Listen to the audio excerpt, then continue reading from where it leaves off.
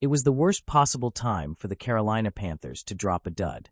Coming in hot at 4-3, riding a 3-game winning streak, and with the entire fan base starting to believe again, Week 8 was their chance to make a statement, maybe even upset one of the NFL's juggernauts. But instead of a statement win, Carolina got a wake-up call.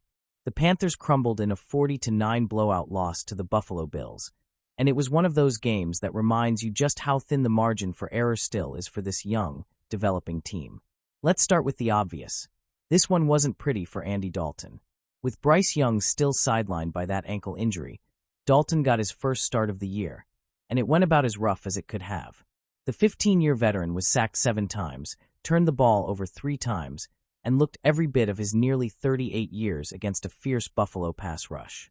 2 turnovers in the first half alone led to 10 Buffalo points, and by the time Dalton's second fumble set up another Bills touchdown, the game was out of reach. After the loss, Dalton was brutally honest. "I didn't play like I was capable of playing. I felt like I didn't give us a chance. And that's tough, because you never know how many more of these opportunities you'll get."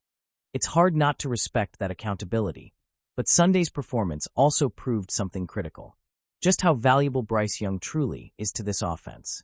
His mobility, his ability to escape pressure, extend plays, throw on the move, all of that was sorely missed as Buffalo turned up the heat.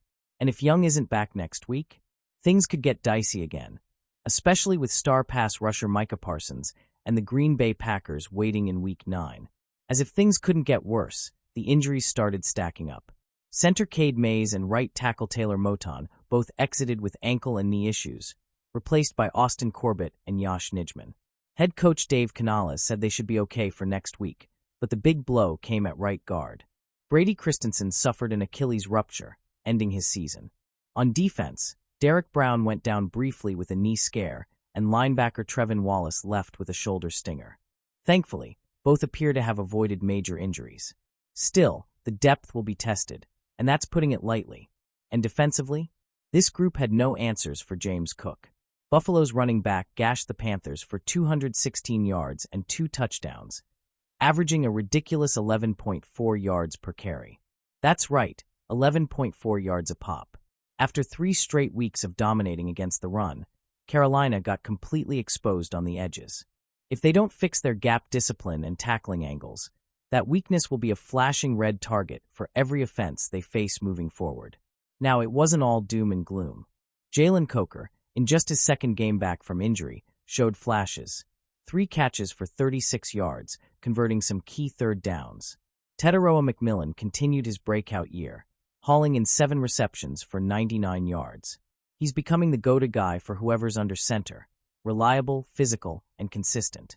In the backfield, Rico Dowdle once again outperformed Chuba Hubbard, averaging 6.8 yards per carry to Hubbard's 2.8.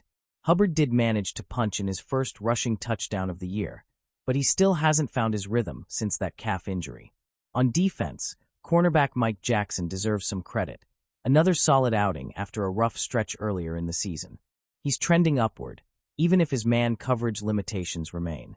Let's call this what it is, a reality check. The Panthers had been flying high, winning 3 straight, building confidence, and looking like one of the NFC's best turnaround stories. But this loss? It's a reminder that growth isn't linear. The schedule only gets tougher from here. Green Bay, the Rams, Seattle, and Tampa Bay twice, all still on the slate. Canales' group now faces 2 challenges: rebuild their rhythm in the run game, and keep the defense from unraveling with all these injuries. And most importantly, get Bryce Young healthy again. Because if Week 8 proved anything, it's that this offense and this team look completely different when he's not on the field. So, how worried are you after this loss? Was Week 8 just a bad day at the office, or are the Panthers' problems deeper than we thought? Drop your thoughts below.